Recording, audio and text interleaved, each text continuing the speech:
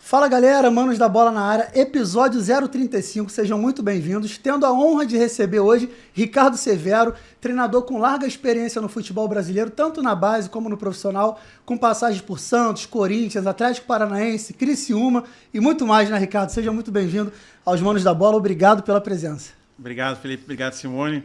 Trajetória longa, né?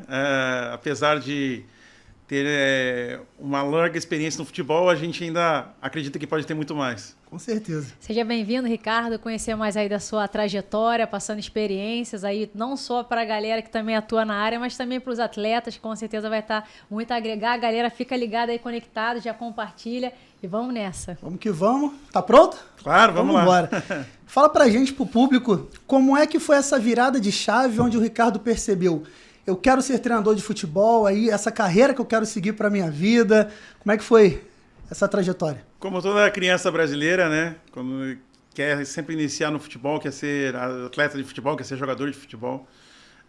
Eu também sou mais um. Tentei jogar futebol até os 17, 18 anos aí, era da categoria de base, e percebi que, passando no vestibular, eu resolvi fazer faculdade de educação física. Seria um melhor treinador, um melhor profissional da área do que atuando dentro do gramado. Não era tão bom atleta assim, apesar de algumas pessoas falarem que eu era bom, inclusive a minha família, né? Acredita, né? Sempre acredita na gente, mas eu preferi ir para outro caminho e com certeza sou muito grato por ter feito essa opção. Hoje em dia tenho certeza absoluta que cheguei muito mais longe como atuante fora das linhas do que dentro da linha.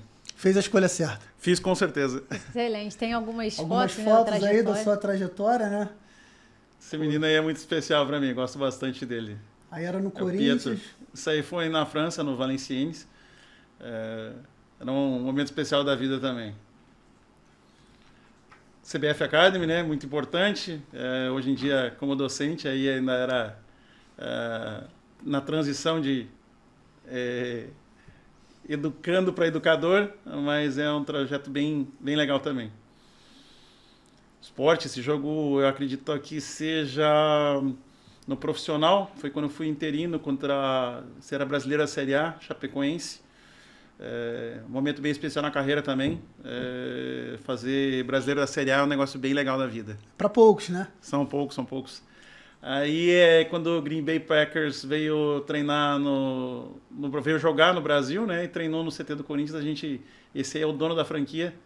Aproveitei para tirar uma foto com ele. Maravilha. Isso aí é um título do Palmeiras, né? Eu novinho ainda, né? Jovenzinho ainda. Novinho. Com aquela calça que não se usa mais, né? Agora mudou. Mas é bem legal. Aí foi Copa do Nordeste também, como no profissional, interino no profissional também. Era um jogo que a gente fez contra o CRB, com o Sub-20 nossa, contra um time de Série B do CRB. E a gente perdeu o jogo de 2-0, foi um jogo duro, jogo difícil. Foi com um time alternativo, né? O Sub-20. Exato. Conseguiu igualar ali.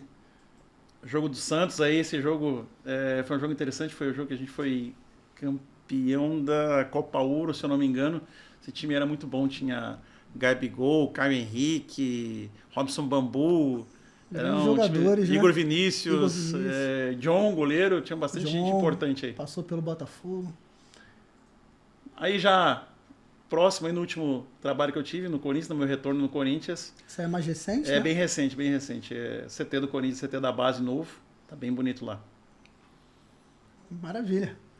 Pouquinho da tua trajetória aí, pra galera conhecer também. Excelente. E vamos seguir para poder, né, conhecer ainda mais. Após passar por diversos clubes, diferentes estados, qual foi a maior experiência que te formou e te desenvolveu, e que te desenvolveu no início da carreira? E por quê? Por que motivo? Qual foi a tua maior experiência nessa trajetória toda? Acredito que a maior experiência que a gente pode ter nessa trajetória por tanto lugar diferente, tanta experiência diferente, é principalmente saber sobre a cultura dos atletas. Eu sou do Sul, né? Trabalhei na Europa, trabalhei no Japão, trabalhei no Nordeste. Hoje em dia moro no Sudeste, já trabalho, a maioria dos meus trabalhos também no Sudeste. Mas a cultura principal para mim é essencial. A gente tem que tomar um cuidado muito grande em tomar decisões que envolvam a parte cultural. Às vezes, um atleta tem uma conduta que a gente parece que aquilo está te desrespeitando e aquilo é normal para a cultura dele. Ao passo que tem atleta que está te respeitando muito e na cultura dele aquilo é normal e você tem que forçar ele para que ele não tenha só aquela conduta, né? Tinha uma frase que eu falava muito no Japão. Eles têm a cultura do senpai lá no Japão, né? E tem a tendência a te respeitar cegamente, onde até um treinador chega até a agredir alguns atletas, né? E a gente fala isso para eles, por que o jogador brasileiro formam-se muito mais jogadores brasileiros com qualidade do que aqui no Japão, se a gente se dedica tanto aos treinamentos? Eu falei, porque aqui no meio do treinamento eu estou falando com você, tá todo mundo me olhando aqui, olhando para mim, só simplesmente balançando a cabeça. No Brasil vai ter um subindo na parede, vai ter outro chutando a bola para lá, e não é a questão de desrespeito, mas e sim oportunizar coisas diferentes, a criatividade, a alegria. São coisas distintas, aleatórias ao desrespeito ou só a conduta de organização e de, principalmente, obediência. Eu dei uma clínica lá que tinha meninos menores e o menino que eu gostava bastante, eles brincavam, né, o Senna, tinha um nome em homenagem ao piloto, né? Japonês. Esse, japonês. E eu fui fazer um carinho na cabeça dele e quando eu fui passar a mão na cabecinha dele assim, ele fez assim, ó. Porque ele achou que ia tomar um tapa, meu. Caramba. E eu falei, cara, aquilo achei muito estranho. E os outros japoneses mais adultos achando normal. Eu falei assim, nossa, cara, quando que eu daria um tapa numa criança de 5, 6 anos, né? Mas para eles era normal aquilo. Então, culturalmente, para mim, isso me agregou muito na minha vida a saber lidar com diferentes situações de vida e principalmente culturas de atletas diferentes. Um aprendizado geral de vivência, de cultura, né? Para você se adaptar, ao mesmo tempo se adaptar, tá aprendendo junto com eles também. Né? O tempo todo, né? Eu costumo dizer que eu aprendo muito mais quando eu vou dar aula na CBF Academy lá também, eu falo muito isso. Tem 70 treinadores ali que você está dando aula e eu não gosto nem de falar que eu estou dando aula, porque não é, a gente está trocando experiência ali, né? Um que está passando um conteúdo, mas eu recebo muito mais ideias diferentes. Eu falo assim, caras, vocês aumentam meu glossário de treinamento impossível. Assim, o que aumenta é muito grande. São as conexões, né? O conhecimento, a troca de conhecimento que é muito importante. E dando sequência, Ricardo, você contribuiu na formação de dezenas, centenas de atletas no futebol brasileiro ao longo da sua larga experiência. Quais são os principais indicadores que você, como treinador de base, costuma avaliar para falar, poxa, esse atleta tem maior chance de se tornar um jogador profissional? Como é que você equilibra isso? Como é que você avalia esses indicadores? É claro que tem as etapas, né? A formação vai do 7 até o 20. Perfeito. Mas o que é? Eu acho que o ponto principal que você tocou e crucial para mim é a sequência e a etapa que você não pode queimar, né? Você vê meninos que são uns fenômenos, às vezes, no 7, 10, até 12, que geralmente não chegaram até o profissional, mas é porque queimaram algumas etapas com eles. Eu já vi muito atleta com extrema qualidade, que não chegou no profissional. E já vi atleta que era comum, até razoável na base, né? E que virou um grande atleta profissional. Eu costumo dizer que a parte principal sempre é a qualidade. A qualidade está acima de tudo. Mas essencialmente para mim é perfil de conduta, de caráter, de formação. A gente tem um paternalismo muito grande no futebol, que eu também sou assim, eu também me puno por isso, que a gente tem a tendência a proteger o craque. A gente protege muito o craque, porque o craque é nosso diferencial. E a gente protege ele. Por quê? Porque eu tenho que cuidar daquela minha joia. Mas, às vezes, nem sempre você cuidar, o zelo que você tenha, você está fazendo ele crescer. Eu sou pai, né? Eu tenho um filho de 18, uma filha de 15. E, às vezes, eu falo assim, eu tenho que ser duro. Eu não posso ser teu amigo, você tem que ser teu pai. E, às vezes, eu falo para eles também, você tem que ser seu treinador. Eu não posso ser seu amigo. E a gente tem a tendência, vamos lá, atleta faz 18 anos, a primeira coisa que fazem é arranjar uma carteira de motorista para ele, né? Isso. Por que ele não foi passar pela etapa lá como todo mundo foi passar? Porque a gente protege para que ele não precise sair de treino, para que ele não perca tempo, para que ele não se canse, para que ele não se estresse. Só que a gente tira uma formação do ser humano que é muito difícil. E como que a gente vai lidar com isso? Não sei. Tem um meio do caminho para tudo. Sim. Eu acho que a parte educacional sempre está acima de tudo. A gente trazer mais a parte de formação de conteúdo educacional. Eu venho de uma família de professoras, minha mãe era professora, minha irmã é professora, né? E eu entendo que a cultura é como um contexto geral da sociedade. Se a gente conseguisse agregar mais educação ao povo, mais educação às pessoas, a gente cresceria muito. E isso serve para o atleta. Sim. A gente procura tirar ele da escola, ou ele leva uma dura na escola porque ele foi mal na prova, lá a gente tenta contornar o atleta e daí protege ele dentro do clube daquela forma. E a gente tem que tentar chegar ao meio termo. Por quê? Porque é um bem, é um ativo do clube, a gente tem que proteger mesmo, não tem outro jeito, né? Sim. Mas eu tenho que tentar agregar o máximo possível de educação. Então daí vem atividades sociais, vem toda a parte psicomotora que a gente tem que trabalhar nessa questão. Não sou um conhecedor profundo dessa área, mas acredito que a gente pode melhorar muito isso no Brasil. Exato, e como você bem colocou, né? O atleta, ele é um ser humano antes de qualquer coisa.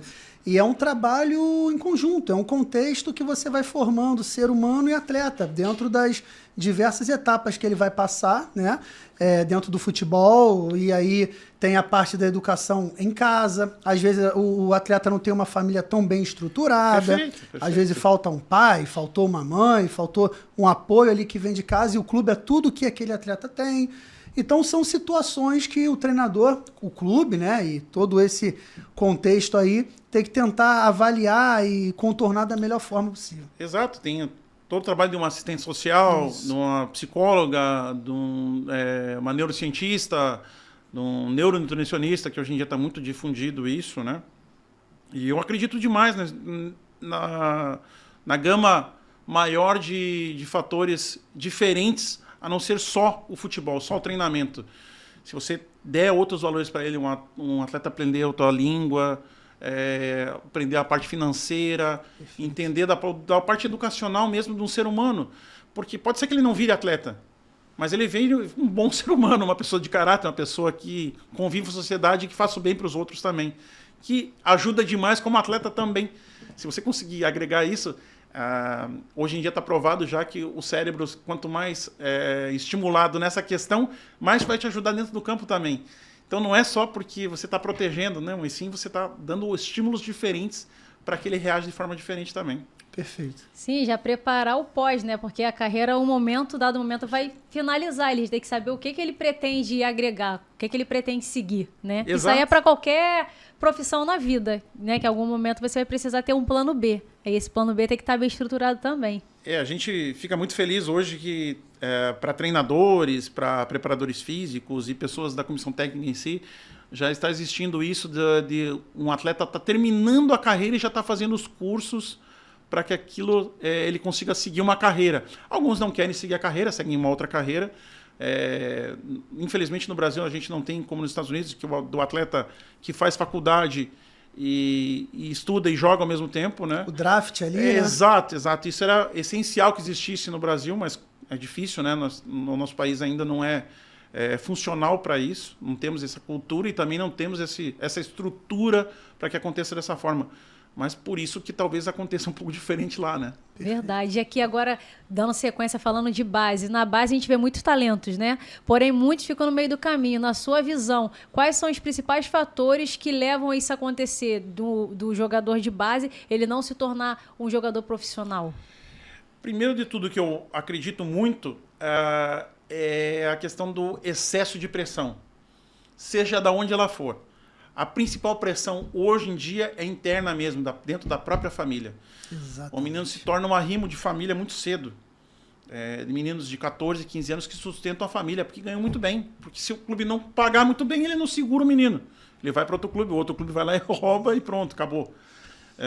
Mas o grande detalhe de tudo é que eles se tornam muito responsáveis pela família muito cedo.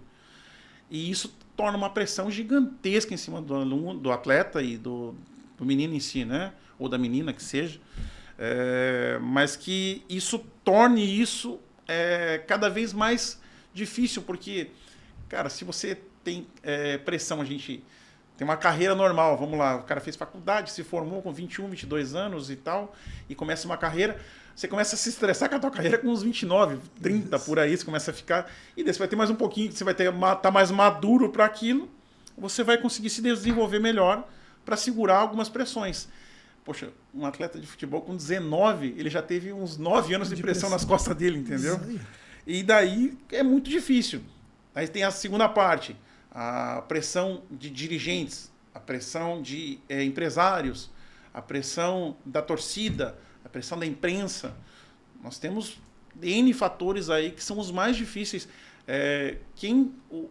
Por que no Brasil falam assim, nós temos agora, acho que foi alguém daqui que comentou sobre o Gabriel Sara, que por que não virou, né? Eu joguei muito contra o Gabriel Sara agora na base, e eu sabia que era um baita de um talento.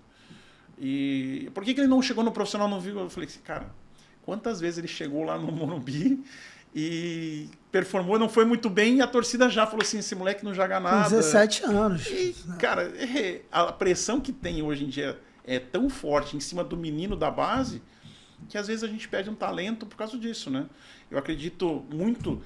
tinha uma época que a gente estava tendo Sub-23, eu adorava esse campeonato Sub-23. Faz muita diferença. Porque tem alguns meninos que maturam um pouco depois. Tem uma maturidade esportiva depois com o normal. Porque a tendência agora é 16, 17 anos, o menino já está jogando profissional. Só que alguns não vão conseguir. Alguns não conseguem estar na posição, no lugar certo. Tem uns caras mais velhos jogando na posição dele. Ele não vai ter espaço no clube. E daí, às vezes, ele tem que jogar num clube com uma divisão menor, um clube de menos expressão. E daí, quando ele voltar, às vezes, ele empresta, leva, volta. Isso desgasta demais. Também. Exatamente, como você falou. O atleta, ele quando está chegando na idade de se tornar profissional, 19, 20 anos, ele já levou ali, ao longo de 9, 10 anos, pressão em vários aspectos, como você falou, familiar, empresário, do próprio clube, expectativa da torcida, que às vezes, aquele é o próximo Zico, aquele é o próximo Neymar com 16, e aí para saber lidar, né, trabalhar tudo isso, aí o garoto vai, que é normal, 2, 3 jogos oscila, vai abaixo do desempenho que se esperava dele. Perfeito. E às vezes o menino, num Flamengo, num Palmeiras, que hoje são os principais clubes, né? Aí, para você subir num profissional hoje em dia, de clube de Série A, principalmente os de camisa, os top, para você subir já é muito difícil. Para você ter oportunidade mais ainda e performar no elenco de altíssima qualidade, também não é simples, né? Haja vista você vê, tem o Vitão agora, né? O Vitão é um caso perfeito. O Vitão foi um dos melhores zagueiros de base que eu vi atuando. Ele é 2000. Ele não conseguiu jogar no profissional do Palmeiras. Ele foi pro Shakhtar, teve que ir pro Inter para agora bater no Flamengo. Um grande zagueiro, para mim, um zagueiro de seleção de base. Eu acho que ele tem condições de chegar na seleção principal. E dificilmente ele não chegou nem acho que, se eu não me engano, ele não teve nenhuma partida no profissional do Palmeiras, porque não tinha espaço para jogar. Como é que ele vai jogar com Gustavo Gomes e todo o elenco lá, que é muito difícil, né? Exatamente. E muitas das vezes o atleta tem a capacidade, mas só que ele talvez não esteja no lugar certo. Perfeito. Né? Tem isso. Como é o caso dele. Com certeza, se ele tivesse alguma outra oportunidade em algum outro clube, poderia ser um protagonista ou algo do tipo, como também tem o contrário, né? O oposto. Então, é aquilo, né? É avaliar, isso daí também até vai como papel do agente, ou seja, lá de quem está agenciando o atleta, e também até dos próprios pais, que muitos pais... do atleta, do staff do atleta, até o próprio pai ou a mãe, né? Que às vezes é a mãe ou o pai que faz esse papel, até a agência mesmo, para poder estar dando essa orientação e observar. Né? Porque às vezes não é o nome do clube que vai fazer o profissional ser o jogador. É ali conforme ele vai galgando, que às vezes o atleta já quer chegar no lugar já como protagonista, mas ele também não quer ter o trabalho de subir cada degrau para poder alcançar. Eu tenho filho adolescente, eu sei bem como é que é isso. Eles querem que seja rápido, né? Eles querem que aquilo imediatista. Eu quero ser o craque já, eu não quero E eu não quero ter o trabalho de ser o craque. Isso. Eu quero só o louro do craque, mas eu não quero todo o trabalho para chegar a ser o E craque. nem a pressão de craque, porque o craque também vai ter a pressão, Exatamente, vai ter a exatamente. cobrança. Muito é dado, muito é cobrado, né? Eu quero a colheita, mas o plantio, mais ou menos. Aí já não vai casar, né? Minha Não filha vai... falou, nossa, pai, se estressa por tudo. Eu falei, meu Deus do céu, imagina se ela me visse estressado. Né? E, Ricardo, você ao longo dos anos de carreira como treinador passou por diversos clubes de maior e menor estrutura também. Fala um pouquinho quais são os maiores desafios e diferenças na formação de atletas no futebol brasileiro que o treinador tem entre trabalhar em clubes grandes, né, de primeiro escalão, e clubes de menor investimento, de menor estrutura. Quais são os maiores desafios para o treinador? Essa é uma coisa extremamente legal de passar para os treinadores que estão começando, né? Eu já passei por todos os níveis possíveis no futebol. Da base com um clube bem abaixo, com um orçamento bem baixo, da base com um clube que tem um orçamento altíssimo, com craques que tem meninos ganhando muito dinheiro já, do profissional com profissionais ganhando pouquíssimo, e do profissional com gente ganhando muito dinheiro. Já consegui passar pelas todas as posições possíveis e situações. O mais difícil que eu vejo de você trabalhar em cima disso é que você, independente de onde você esteja, do salário que você ganhe, a pressão é a mesma. Se você ganha 1 milhão, 2 milhões, 3 milhões, que tem gente ganhando até 5 hoje, treinador ganhando 5 milhões, do cara que ganha R$1.000. A pressão é a mesma, a cobrança é a mesma. Então, você tem que saber o quanto você é bom, o quanto você merece estar naquele lugar. O melhor lugar para você estar é aquele que você está naquele momento. Então, dê o seu melhor e pronto. Se você vai ser cobrado e se você está achando que está muito cobrado ou pouco cobrado por aquilo, é independente. O essencial é que você faça o teu trabalho. Se você achar que você está fazendo o seu melhor, isso é importante para todo aquele momento. Eu já fui cobrado por situações que eu falei assim, meu Deus, olha quem está falando isso para mim, né? E eu falei assim, cara, o que eu vou falar? Eu falei, não interessa a ele. Ele vai passar aqui no futebol, vai sair daqui, vai virar a curva lá, vai fazer o trabalho dele na empresa dele ou coisa parecida. Eu vou continuar nesse trabalho. Eu quero mudar a minha vida com isso. Já tive lugares que dá vontade de você levantar e falar assim, meu Deus, não vou escutar disso desse cara. Mas aquilo que a gente estava conversando agora há pouco, aprende a engolir um sapo, a ter um pouco mais de maturidade. Você tem que ser firme em algumas situações, você tem que se impor em algumas situações que são mais difíceis, mas o essencial é que você saiba lutar as lutas que você pode ganhar ou não. Eu já ganhei muita luta, já perdi muita. Hoje em dia, eu prefiro ganhar sem precisar lutar. Mais negociando. Eu prefiro negociar ela do que você ganhar simplesmente lutando. Antes eu tentava lutar e nessa luta às vezes você perde. Quando você negocia, a tendência é que você ganhe. Se você não ganhar, pelo menos você sai tranquilo naquela situação, não te leva a um nível de te tirar do sério ou coisas parecidas, né? Mas eu entendo que o essencial, a cobrança vai ter em qualquer âmbito, independente do nível que você esteja. Então você saber que você está fazendo o seu melhor sempre, esse é a tua paz de espírito. E como você bem colocou, Ricardo, às vezes o ser humano, independente da função que exerça, dentro do esporte, fora do esporte, que a gente está falando sobre futebol, isso vale para atletas, treinadores, qualquer função. Você focar no que está no seu controle. O que depende do Felipe, do Ricardo, da Simone. Exato. Isso depende de mim. Então eu vou focar nisso, vou me dedicar ao máximo, vou me aperfeiçoar e vou seguir evoluindo. Mas é a opinião do outro, que o outro pensa, mas e se ele achar assim? Se você focar, gastar sua energia no que você não tem controle, a tendência de dar errado ou você seguir com um problema ou até às vezes insatisfeito em um local, a chance é grande, né? Essa é a hora que a mentoria funciona, entendeu? É um cara passar isso para você sair e falar assim, cara, isso está no meu controle. O que depende de mim, o meu trabalho, que é o que eu faço no meu dia a dia, aquilo depende de mim. O que o outro está pensando no meu trabalho, eu não posso fazer nada. Eu posso te explicar. Você está com uma dúvida, eu te explico. Se você está com a tendência a achar que eu estou errado, eu posso até te explicar. Mas é a tua opinião e a minha. eu sou pago para trabalhar e fazer isso aqui. Se você manda em mim, se você não gostou do meu trabalho e não tem outro jeito, você está divergindo da minha opinião, estou tentando te explicar. Você me demite e pronto, eu não tenho como fugir disso. Sim. A grande dificuldade de treinadores e pessoas que estão no meio do futebol é que a gente necessita do emprego, a gente necessita do dinheiro, que é a parte principal, a parte financeira. É muito difícil no nosso dia a dia hoje, nós vivemos numa sociedade que precisa do dinheiro. E daí você cede numa situação que você, teoricamente, não poderia ceder. Você cede a uma pressão de uma coisa e daí você não tem um caminho sem volta. É um caminho sem volta, porque a primeira vez que você cedeu numa posição e você acatou simplesmente a decisão só porque você precisa do emprego, é aquele momento que você não vai conseguir mais voltar atrás, porque ele vai ceder. Toda hora ele vai fazer você ceder, porque ele já sabe que você está precisando daquela situação. Então você tem que tentar chegar ao máximo para que não aconteça. Quase que um refém ali, né, para se manter. Faça o máximo para que isso não aconteça. Às vezes é necessário. Eu entendo onde aperta o calo de cada um. Hoje em dia, graças a Deus, já estou numa certa idade que eu consigo pensar e falar assim, cara, isso aqui é ponto pacífico. Isso aqui eu não vou mudar. Isso aqui é inegociável. Eu não vou ir... Esse momento aqui eu não vou ceder.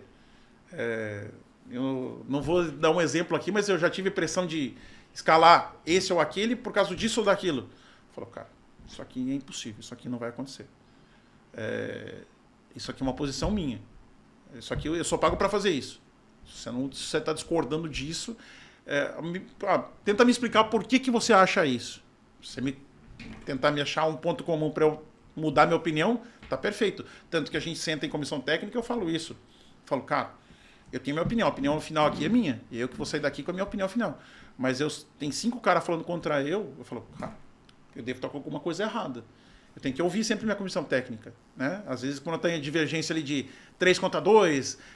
faz parte. Falo assim, cara, tudo bem. A minha ideia tem que prevalecer, até porque eu sou o cara da parte técnica. É o comandante. Né? Mas quando eu tô 5 pessoas contra mim, então eu falo assim, cara, alguma coisa deve estar fazendo errado. Então, por isso que você ouve dentro de uma parte que as pessoas têm um fundamento para te explicar. Aí, onde as pessoas não têm tanto fundamento e vêm com uma parte mais de arquibancada para te pressionar, aí vocês vêm com contraponto. Eles falam assim, cara, não dá para a gente dar reunião sozinho, você tem que ir comigo, porque senão minhas costas ficam vulneráveis. Perfeito. Então... É verdade. E aqui dando continuidade agora para a rotina, né? Como que é a rotina no bastidor ali, no dia a dia de um treinador, desde a gestão do elenco, preparação de treino, preparação para a competição. Além disso, conciliar com a família entre diversos outros compromissos importantes. Super-herói? Tipo cara, isso. É uma profissão extremamente gratificante, assim, eu sou muito feliz no que eu faço, eu amo muito o que eu faço, mas tenho grandes dificuldades com isso, né? O Abel falou uma frase há uns anos atrás que é muito legal, que é muito boa, que para ele ser um melhor treinador ele tem que ser um pior pai, tem que ser um pior tio, um pior filho, um pior vô. Eu tenho que abdicar de algumas coisas. Eu já abdiquei de Natal em família, aniversário longe, aniversário dos filhos longe. Já abdiquei de várias coisas disso aí. E tem os momentos bons disso, tem o ônus e o bônus, né? Você também tem umas férias que você tem mais tempo longe, que você consegue estar com todo mundo junto.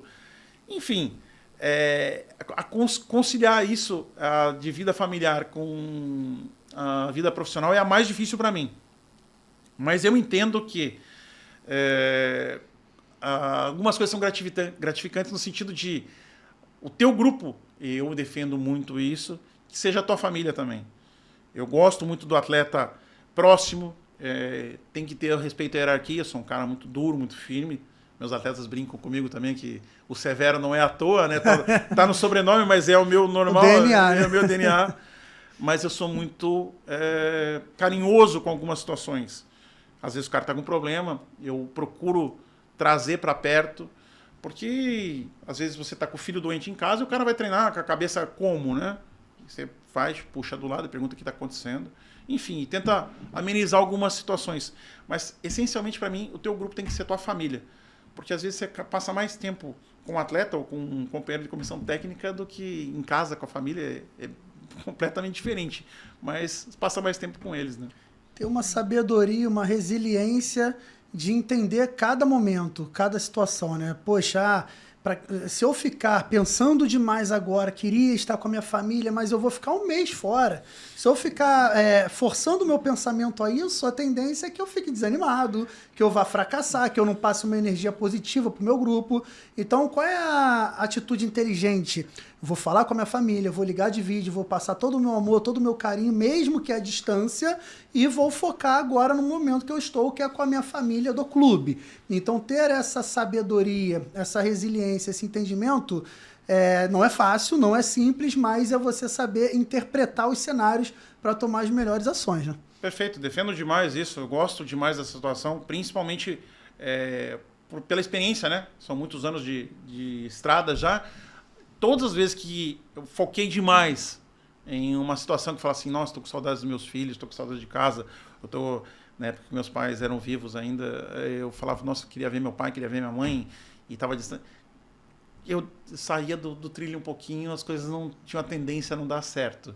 E não é porque, se você fizer isso, você não vai ter sorte. Não, é porque você desfocou. Isso. Você saiu do teu trilho, do teu objetivo. Aconteceu ao contrário, já de você estar extremamente focado, está tudo certo e dá errado também, acontece também. Você tem que relaxar também uma situação de saber que você precisa ter as duas coisas. Você tem que ter o carinho com as pessoas e estar com um pouquinho de cada lado. Mas a gente vai saber esse equilíbrio como? Não tem muito como saber. A gente tem certeza que dá certo quando a gente ganha. Quando a gente ganha, tá tudo certo, né? É porque do outro lado tem um adversário, que às vezes também é qualificado, e às vezes até um grupo mais forte que o seu, acontece, né? Eu não sou tão velho assim, mas eu lembro do Gainha, a gente já falando, né? Que as pessoas contam. Vocês já combinaram com os caras lá também ou não? Porque você falou tudo o negócio que você já combinou, que tem eles lá jogando também, então como é que vai fazer? Você precisa do outro cara também. Eu gosto muito eu sou educado na situação de cumprimentar o treinador adversário sempre que eu vou visitá-lo e tal. E às vezes tem uns que gostam, tem uns que não gostam, tem uns que acham que é inimigo. Não, eu já aprendi que é legal é cumprimentar.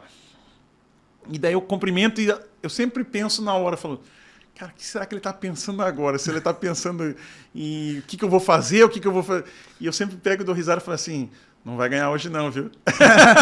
Você passa pra ele? Eu já deixo uma pulguinha atrás da orelha, lógico. Ali, né? E brinco, dou risada e saio, mas eu falo, deixei ele com uma pulga atrás da orelha Faz já. parte do futebol. Já deixei ele com o pensamento já... O que será que ele pensou? O que é? Será que esse cara já tá pronto ali, né, para minhas estratégias? A guerra psicológica para mim é acima de tudo, né? Você sabe que alguns caras se irritam na beira do gramado. Esse que se irrita é o melhor de todos. Você falar uma gracinha para ele aqui, para ele tirar ele do foco e usar. Por quê? Porque eu já fui tirado muito do foco também. Tem cara que já fez essa guerra psicológica comigo. E aprendi com a experiência, né? Faz parte do processo. E dando sequência, Ricardo, quais são as decisões mais difíceis que você, lembrando assim, teve que tomar como treinador? Como você lida com atos, às vezes, de indisciplina mais forte de um atleta? Sobre essas decisões aí de gestão de pessoas também que o treinador precisa ter. Eu não gosto de dar exemplos, porque às vezes tem umas pessoas que você pode deixar vulneráveis, né? Mas eu gosto de falar de situações. A grande dificuldade que eu tenho é quando você vai punir alguém por alguma coisa que você não pode ser punido. Eu não posso punir alguém ao ponto de ser punido com isso. Uhum. E eu não posso punir alguém que, vamos lá, se eu pego o craque do meu time e deixo passar batido e eu puno o cara que é o terceiro reserva, eu falo, eu estou usando critérios diferentes. Eu fico sem moral com o meu grupo. Então, toda vez que acontecer alguma coisa que você punir o terceiro reserva, ou o cara que está lá largado lá no cantinho, não esqueça que você vai precisar punir teu craque também. Então, todas as punições que você for dar, tenha noção que você vai precisar dar para todos. Porque se você não der, você vai perder teu grupo. E para mim a maior dificuldade de todas são essas situações de punições. Eu brinco e daí eu tenho uma parte que meu pai era militar, mas eu não era por causa disso também que eu fazia essa questão, mas os caras brincam comigo que eu falo assim, paga 10 aí. E eu faço isso com o craque. Chegou atrasado um minuto, paga 10 aí. Paga 10 aí. Os caras falam assim, pô, Ricardo, você vai deixar a gente forte, né? Falo assim, cara, até vocês aprenderem que não pode fazer. Só que eu faço isso também com o cara que é o fera. Porque se eu fizer só com o coitadinho que está no último posto que lá não é dentro, relacionado, que tá... eu vou ficar vulnerável. Então eu falo, pô, daí você pega uns caras que, poxa, tem um menino ganhando bem, pega um menino de time grande, de base de time grande, já ganha bem, já ganha legal. Aí você vê o menino fazendo aquilo com uma má vontade. Aí ele, às vezes, faz assim, daí eu passo do ladinho dele e falo assim, ó, quebra essa aí pra mim, tá? Faz só pra mim essa daí, porque senão eu vou ficar sem moral com os caras. Não, professor, tá tudo certo. E daí você vai trazendo pro teu lado também. Já peguei craques que eram muito difíceis de lidar.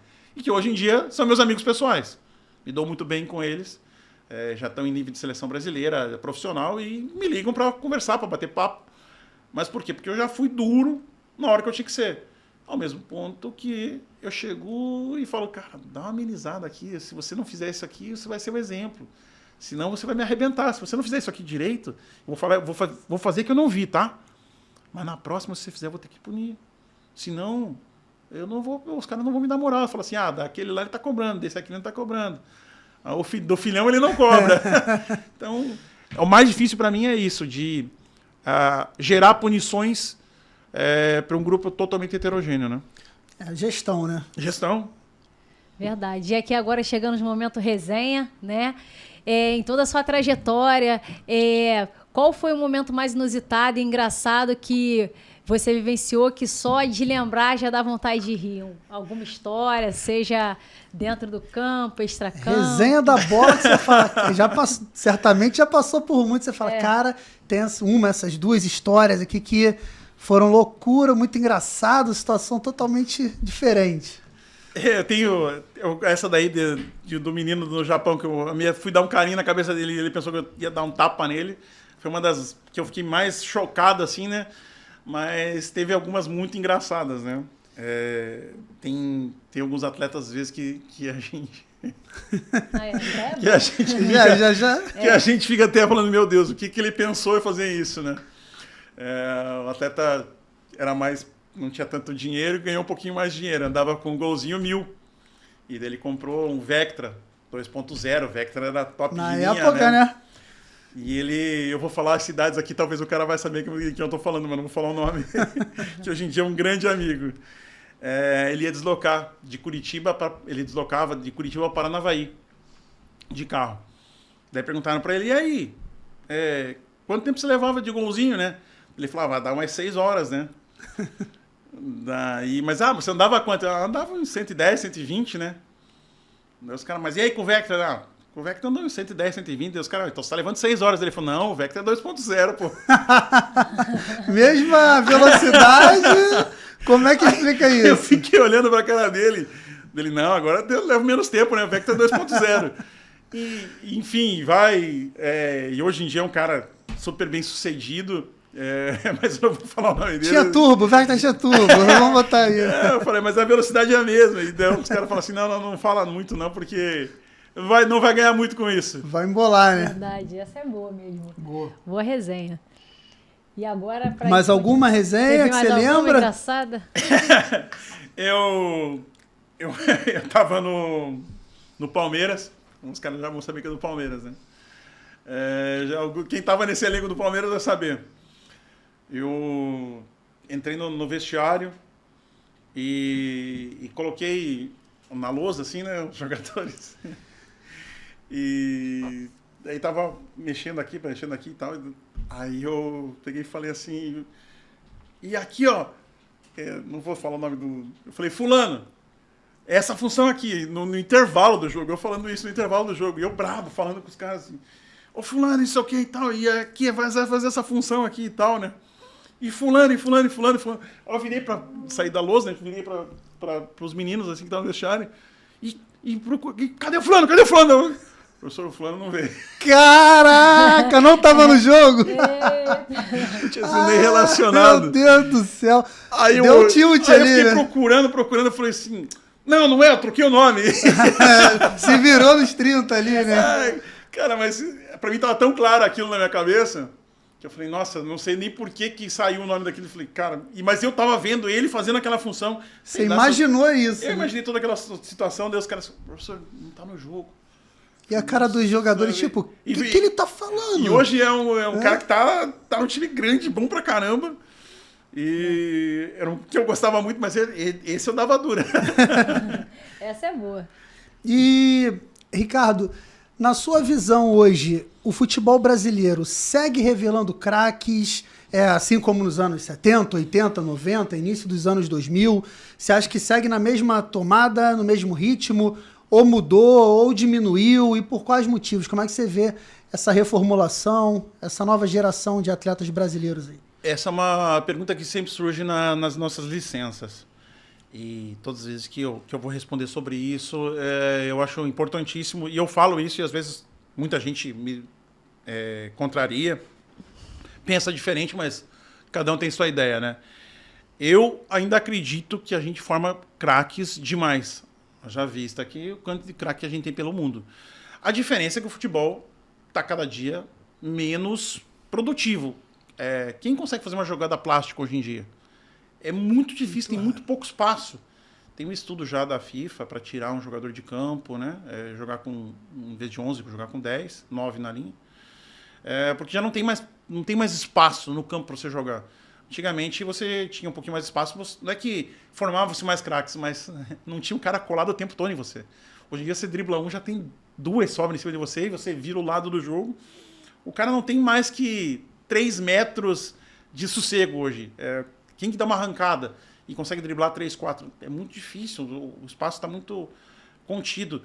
Eu acredito ainda na nossa escola, acredito na nossa formação, acredito nos nossos treinadores, acho a nossa base extremamente boa.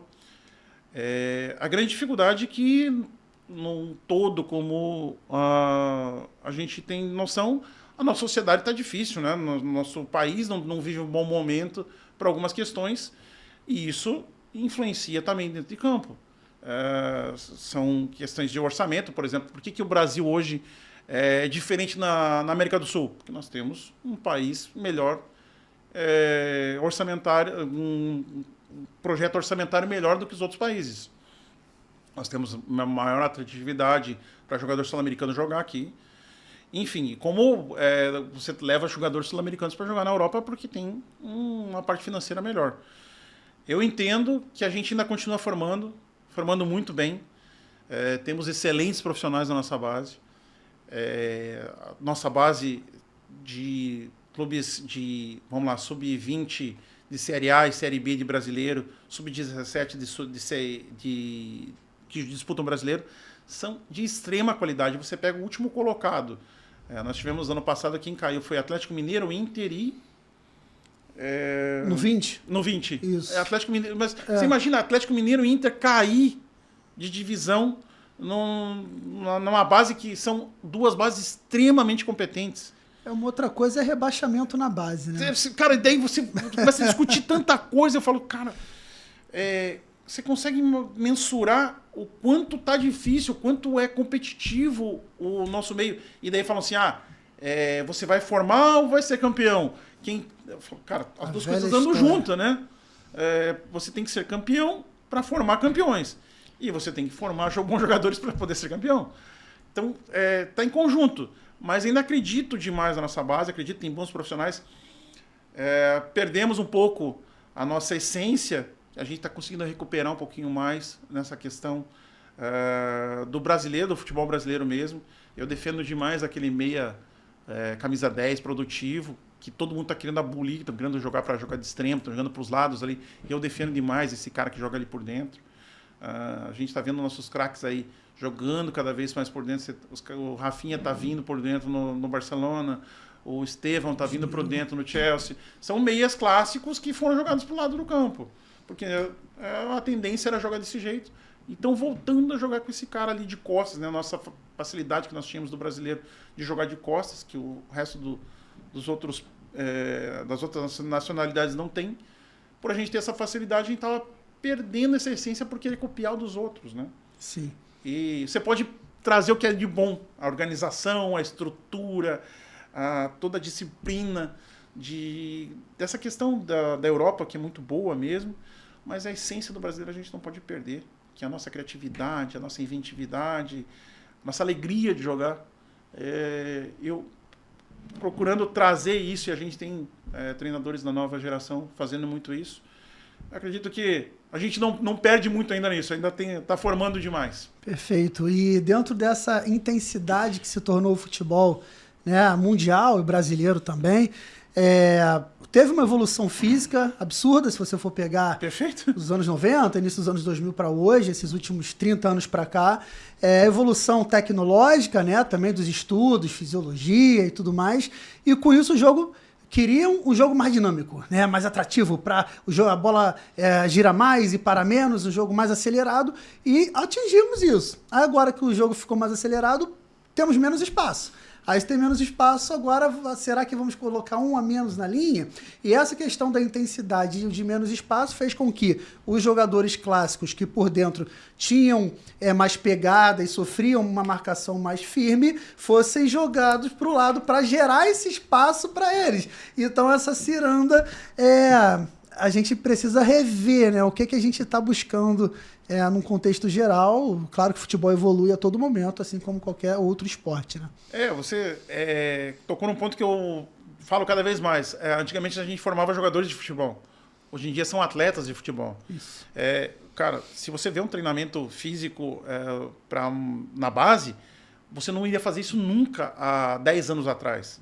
E você está fazendo isso certo, correto. Não estou dizendo que está errado, não. Existe uma fisiologia por trás, existe todo um estudo por trás, parte nutricional, parte educacional, um monte de situação diferente para que esse atleta evolua sem lesionar. Prevenção de lesão muito forte. A parte da fisioterapia evoluiu muito com isso. E a tendência é que cada vez mais isso fique cada vez mais forte. Quando teve o caso do Green Bay Packers, que veio jogar no Brasil, você olhava a cara de 2 metros, fazendo escadinha de coordenação, os caras extremamente coordenados. Eu falo assim, cara, esses caras ali estão na frente. Aí eu vi nos fisiologistas, as pessoas tudo lá olhando o treino dos caras para pegar alguma coisa para trazer de outro esporte para dentro do nosso. Sim. E essa evolução tem cada vez melhorado mais o nosso esporte. Eu entendo que a parte atlética evoluiu muito e a parte técnica não tem jeito, ela vai decair, não porque não evoluiu a parte técnica, não, porque não tem espaço para mais fazer aquilo. O que eles vão fazer? Hoje em dia, o cara que cria espaço é o diferente, é o cara que está se sobressaindo, e daí já estão conseguindo criar em cima. Você pega uns meninos hoje em dia, olhei uma categoria de base, eu não vou nem falar qual que era agora. Eu olhei e foram jogar um torneio nos Estados Unidos, era sub-11, sub-12. Meu Deus do céu, os meninos dando uns voleios, dando umas bicicletas. Eu falei assim, cara, com essa idade os meninos fazendo isso. Eu falei, Que atropelaram lá o... por aí, acho que era esse aí mesmo que você está falando. Sei. Cara, que absurdo que era aquilo, que coisa mais linda. Eu falei, cara, isso aqui, quando chegar a 20 anos, vai estar fazendo o quê? Porque virou, cara, uma inventividade. Por quê? Porque eles são tão atletas que o cara tem uma flexibilidade absurda, ao mesmo tempo que é muito forte. Sim. Ele não ganhando muita força, ainda mesmo assim flexível, né? Verdade. E agora chegamos.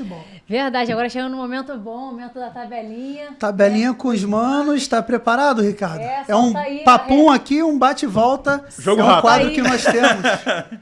Solta aí, Fabinho. Solta a vinheta, Fabinho.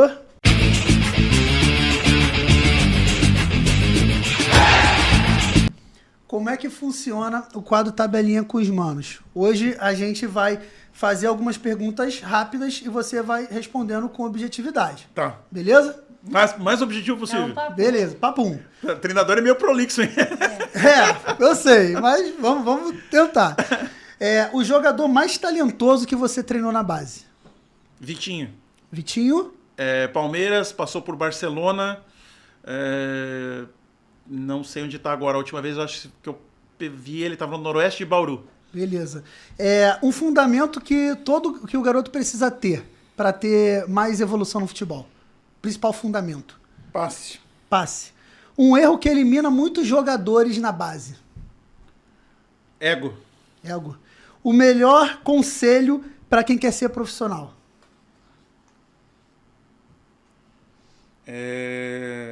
Resiliência. Um treinador que te inspira. Vou falar dois. Um de fora, que agora não é mais treinador, o Klopp. E um brasileiro, Renato Portaluppi. Perfeito. E os clubes, ou o clube com melhor estrutura de base no Brasil? Alguns, né? Atlético Paranaense, vamos de lá de baixo para cima. Palmeiras, São Paulo e eu acredito que Flamengo. Um segredo para revelar talentos. Persistência. E o que pesa mais para se tornar jogador ao longo da jornada? Talento ou disciplina? Disciplina. O talento praticamente todo atleta que vai da base tem um talento. Então, se ele tiver disciplina, ele chega. Maravilha. Então, foi bem na tabelinha, foi objetivo. Procurei ser o máximo possível. Foi bom. Boa tabela. Tem algumas coisas que a gente pode devagar um pouco mais, né? Quando eu falo um pouquinho mais, mas por ser rápido e querer não ser prolixo com vocês, mas tem alguns talentos absurdos. Quando você me pergunta o mais talentoso, é um menino que vocês talvez nem saibam quem é. E você vê como o talento pode se perder nesse caminho, né? E só antes de passar para Simone, se você pudesse trazer para a gente um top 3, não necessariamente na ordem, mas 3 atletas que passaram por você na base e que hoje são grandes jogadores, chegaram ao profissional, a grandes clubes, e por que você acha que eles chegaram, esses 2 ou 3, fica ao seu critério. Cara, eu vou citar alguns aqui que estão nos tops aí do Brasil e do mundo. Eu tenho um problema com o Gabriel, né? Gabriel comigo não pode... Passou o Gabriel por mim, vai virar alguma coisa. Os 3 aí, Gabigol, Gabriel Jesus e Gabriel Martinelli passaram por mim. São 3 craques de bola, 3 excelentes atletas. Gosto muito, características completamente diferentes um do outro. E meninos extremamente legais de se trabalhar e pessoas boas, extremamente determinados. Os 3 não aceitavam errar ou não tentar até o final. Mas tem um que eu gosto muito, que eu gostaria de citar assim, que não sei se vai para a Copa do Mundo, eu gostaria muito que fosse, que é o Caio Henrique. O Caio Henrique é um talento natural. Era um meia que passou a jogar de volante, depois agora está jogando de lateral. Menino extremamente aplicado, que eu queria que tivesse uma oportunidade um pouquinho melhor. E espero que os 4 estejam na Copa do Mundo e figurando sempre na seleção brasileira. 4 craques, né? Fantástico aí. Alguns dos grandes atletas que passaram aí pelo Ricardo, né, Ricardo? E como você falou, além do talento que todos eles já tinham, a disciplina, o querer chegar, o querer fazer de novo, repetir, para cada vez errar menos, melhorar ali os seus fundamentos, porque muitas das vezes chegou no profissional, foi ajudado ou já era tratado ali diferente dos outros atletas, mas não, esses atletas se dedicaram bastante também. Sim, cada um teve a sua diferença. Eu peguei o Martinelli no Ituano, coloquei para jogar no Sub-20 com 16 anos. E ninguém acreditava, falava assim, cara, esse menino vai dar um fruto que vocês não têm noção ainda. Gabigol era meia no Santos comigo, eu jogava às vezes ele aberto lado esquerdo, era primeiro ano da categoria também, tinha um monte de craque no time. Eu falava assim, cara, olhem diferente para aquele ali, porque aquele ali vai ser diferenciado. Gabriel Jesus fui eu que aprovei no Palmeiras. Na peneira? Ele chegou avaliação, né? Chegou para fazer uma avaliação, veio de uma espécie de um projeto, e não queriam que eu ficasse com ele porque não podia mais inscrever jogadores no Paulista. Ele era 9-7, 9-7, né? E já tinha acabado as inscrições para os 9-7, só ia poder jogar 9-7 no outro ano, no Sub-17. E eu falei assim, cara, ele é diferente. Eu usava de ponta ainda, não era nem centroavante na época, usava ele de ponta. E eu falei assim, esse aí vai longe. Não importa que ele não jogue o Paulista para mim. O clube vai usar no outro ano. No ano seguinte, no primeiro ano de Sub-17 dele, ele foi recordista do Paulista com 32 gols. Ele bateu o recorde da categoria. Aí, só que tem muita gente que não lembra disso, né? Imagina se não aprova, né? Cara, e às vezes as pessoas me perguntam isso, né? Poxa, e valorizam. Eu falei, cara, é meu trabalho, eu só fiz o meu trabalho. Não quero nenhum louro por isso. Eu tinha que ter visto. Esse é meu trabalho, eu tinha que ter visto. Se eu, por acaso, não visse, que era meu problema. A outra pergunta que me fazem muito é, e quem por acaso escapou? Que você, por acaso, não aprovou num lugar e escapou. Cara, se aconteceu na minha vida, ele passou por um outro lugar e eu não vi. Mas, graças a Deus, eu nunca tive um assim que não foi meu atleta ou que eu dispensei e virou um gigante em outro lugar. Mas espero que não aconteça nenhuma vez, mas pode ser que aconteça. É verdade. Maravilha. E quais são os motivos, né, na sua opinião, sobre os treinadores brasileiros eles terem pouco espaço no mercado europeu? Como que você vê essa questão? Quando eu trabalhei em Portugal, eu tive que fazer a licença de lá. Só que daí acabou vindo pandemia e eu tive que vir embora. A grande dificuldade que hoje a gente está conseguindo é que a nossa licença seja aceita na Europa. Hoje a gente tem, acho que 6 países, se eu não me engano, talvez tenha mudado alguma coisa, que não aceitam a nossa licença, só aceitam a licença da UEFA ou do próprio país. Ao passo que todos eles que vêm trabalhar aqui, a licença deles é aceita. Se eles vêm com a licença da UEFA deles, é aceita aqui no Brasil. E a gente vai trabalhar fora e não é aceita.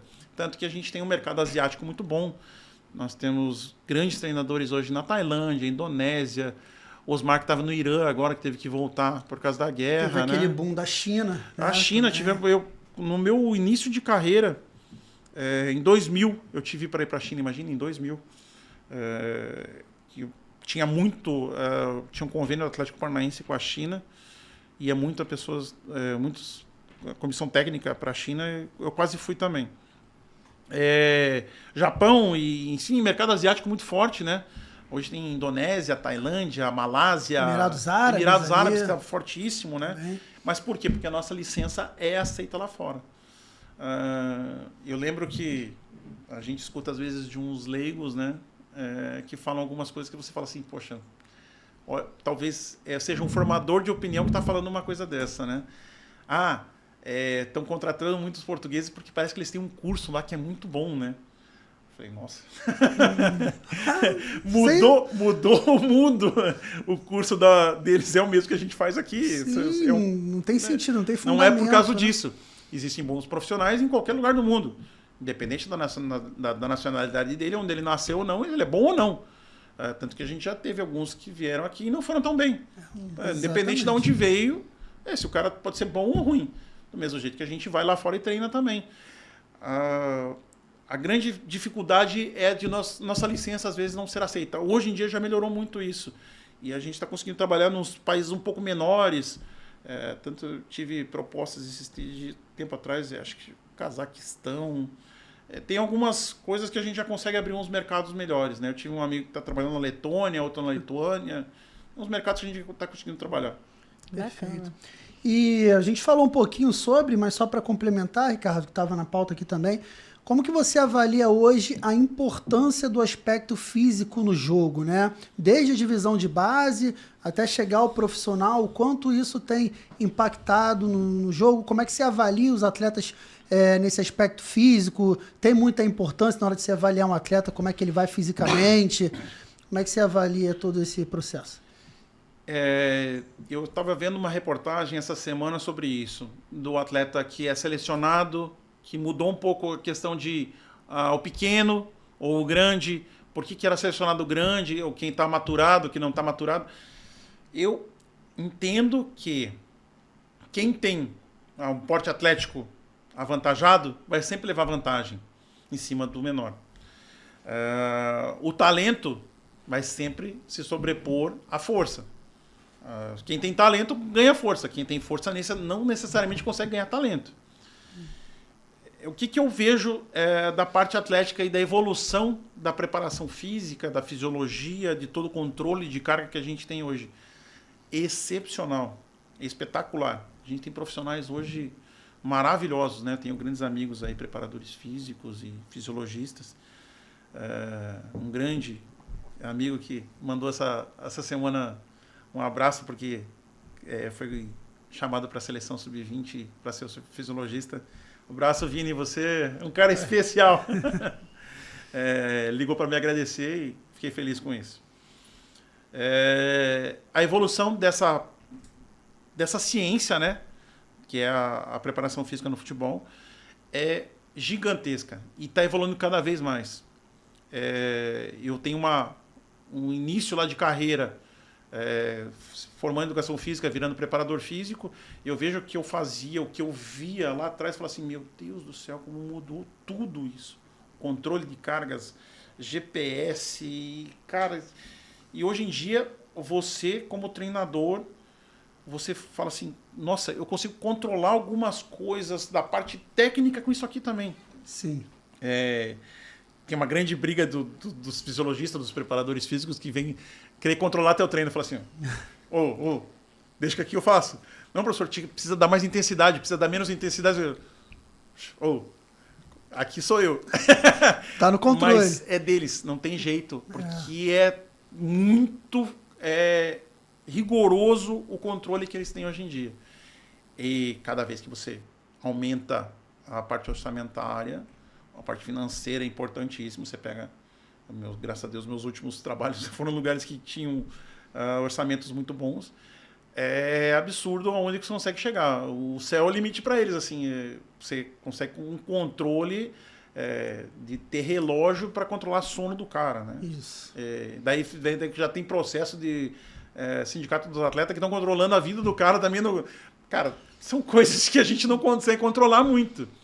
Mas eu defendo que cada vez mais você consiga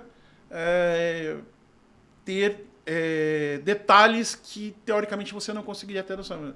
O sono, para mim, é essencial. Está mais do que comprovado isso cientificamente, que o controle do sono e horários que você dorme, e horário que você tem o sono REM lá, que é o principal, que vai fazer teu desgaste melhorar ou piorar, né? Então, se você tiver esse controle, perfeito.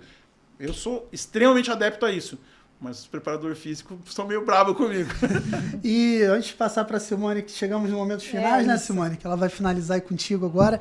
Mas só colocando aí um tempero nessa questão, eu também acho extremamente importante tudo que vem para agregar, para somar, para qualificar a evolução do futebol dos atletas. Estou de acordo, mas voltando um temperinho aí, se a gente pega alguns anos atrás, 2 décadas atrás, vamos dizer, você tinha Romário, Edmundo, atletas qualificadíssimos, gênios da bola, mas que falam aí, né? Poxa, eu treinava, mas também... Imagina você ter que controlar um Romário. Romário, você vai ter que usar esse relógio, vai ter que dormir tantas horas tá entendendo isso? Por isso, tem alguns atletas que teriam maior dificuldade. Concordo contigo 100%. E vejo entrevistas, às vezes, do Romário e do Edmundo, que são 2 caras que eu admiro pra caramba. Eu era fã deles, né, quando eu era mais novo. Os 2 extremamente atléticos. Se você olhar a parte física deles... Até hoje. São muito fortes. Poxa, o Edmundo era tanto que era animal, né? O Edmundo muito forte. Romário, a explosão muscular dele, dificilmente alguém tem uma igual como ele tinha. Talvez o Ronaldo Fenômeno, que esse era o fenômeno mesmo, né? Mas eles falavam, o Romário principalmente falava isso, falava assim, eu treinava muito, mas era o que eu precisava. E a tendência que ele fazia isso anos atrás, a tendência tem acontecido cada vez mais seja isso. Você treinar especificamente o que você precisa. Por que eu preciso fazer reduzido de linha de 4 lá atrás? Cara, eu vejo os caras assim, cara, presta atenção aqui. Esse cara fazendo aquilo ali não precisa. Sim. Você dá uma especificidade cada vez maior para a situação. Na base, não. Base é global. Na base você tem que trabalhar tudo. Pode ser que, a gente viu, acabei de falar, o Caio Henrique era meia esquerda. Virou um lateral esquerdo, jogou de lateral de volante. O Vitor Gabriel, que está no Inter hoje, era lateral esquerdo no Sport, foi convocado como zagueiro. Daí Zé Gabriel no Vasco, que agora está no Sport, acho que também agora. Isso. Zé Gabriel era centroavante no Corinthians. Foi para volante no Inter, depois começou a jogar de zagueiro, quando subiu profissional. Agora está no Vasco, foi de volante de novo. No Sport, acho que está ali naquela O Canu, zagueiro, era centroavante no Botafogo, né? Então, Adriano Imperador. Também. Adriano Imperador. Tem a história, acho que eu vi Ia essa ser semana. dispensado ele, já tava pra... Era lateral esquerdo, lateral, zagueiro, né? Que lateral mais forte. Acho que foi o Carpegiani, eu acho que chamou, que precisava de um cara, colocou de Não centroavante, sei ele se meteu foi 3, o né? Carlinhos, não sei se foi Era o Carlinhos. dessa fase, né? Precisou e colocou lá porque estava largado lá no canto e deu certo. E, cara, aconteceu. A base realmente é o global, você ir testando e adaptando. Agora, chegou no profissional, igual os craques que a gente citou aí, Edmundo, Romário, entre outros, treinar o que realmente são as características que ele vai precisar usar no jogo nos principais momentos, né? Para ele Perfeito. E isso na parte física também. Sim. Eu lembro que as pessoas brincavam, né? Eu assisti um treinamento uma vez do Corinthians, não vou falar os nomes, um cara muito mais forte agachando com o mesmo peso do que um pequenininho. E daí agachava e fazia transferência. Eu falei assim, tá, mas cadê? Aquele cara, alguma coisa está errada. Os caras, não, Ricardo, todo mundo está fazendo o mesmo trabalho. Eu falei, não, aquele cara ali a diferença, aquele ali é né? um touro. Esse aqui não aguenta. Não, mas tem que trabalhar igual. E hoje em dia já estão colocando o mais específico possível. Estão dando especificidade em posições, né? Isso. Você tem que estar fazendo um movimento diferente para posições também. Perfeito. Isso é muito bom. Então, agora, né, chegamos nos momentos finais. Quais são os próximos passos da sua carreira? Existe algum sonho ou projeto que você ainda pretende realizar dentro do futebol? Alguns, né? Alguns projetos ainda. A gente estava comentando aqui nos bastidores que eu estou disponível no mercado, né? Mas tem algumas movimentações acontecendo de alguns lugares que me atraem. Espero que dê certo aí, vocês me tragam boa sorte para isso. Vai dar, com certeza. Mas tem alguns sonhos grandes ainda. Eu tenho o sonho de seleção brasileira, seja de base ou profissional. Já ficaria feliz com uma de base, muito. Poder disputar uma Copa do Mundo, seja ela pela seleção brasileira ou por alguma outra seleção. Dirigir um time na Libertadores da América, que eu ainda não fiz jogo de Libertadores, quero dirigir um time da Libertadores. O mercado sul-americano também está muito forte para a gente. Exato. O treinador brasileiro tem Thiago Nunes, aí está abrindo mercado para caramba. E dirigir um grande clube da Europa, das 5 grandes ligas aí. Se a gente conseguir jogar uma Champions ou uma Liga Europa, eu já estou muito feliz também. Se eu conseguir chegar a todos, vou ficar agradecido ao Papai do Céu, mas realizando alguns deles já vou estar bem feliz. Já sou muito feliz com o que eu realizei, mas espero realizar mais alguns ainda. Bacana. Com certeza, se Deus quiser, grande parte, ou quem sabe todos esses sonhos aí serão alcançados. Seguir trabalhando, né? Igual você sempre foi com essa carreira sólida, essa trajetória de sucesso no futebol. Nós agradecemos, Ricardo, a tua presença, né? De ter vindo ao Rio, atendendo ao nosso convite dos Manos da Bola, né? Espero que você tenha gostado do programa, do ambiente. Espetacular. Fizemos todo carinho. Simpatia e com absurda. certeza foi um episódio, né? Sensacional, que a galera não vai perder, que tem muito conteúdo de qualidade. Obrigado aí, as portas vão estar sendo sempre abertas para você. Agradeço demais o conteúdo, que vocês, tudo que passaram aqui é muito legal, bater papo, mas passar alguma coisa do trabalho da gente e que possa agregar também ao trabalho dos outros. Com certeza. Obrigado também, Ricardo, pela oportunidade. Também esperamos contribuir aí para que você venha almejar aí cada um desses projetos, desses sonhos, né? Como você falou, está disponível e com certeza por ser um profissional aí sólido, breve, Deus vai abençoar para abrir uma grande porta. E também agradecemos a galera aí, os Manos da Bola, nosso público excepcional que sempre está juntinho com a gente, que vocês tenham aprendido bastante aí com a carreira do Ricardo. Não só os profissionais, os atletas, mas também aí a galera, treinadores, até os que não são, porque o mundo do futebol é essa magia, né? É essa coisa maravilhosa que sempre está somando e agregando. E tamo junto, galera. Já compartilha, vamos somar, vamos contribuir, não só para o futebol, mas para o esporte como um todo. E a gente agradece. Agora a gente passa a bola para vocês. Mata no peito. E faz o gol. Tamo junto.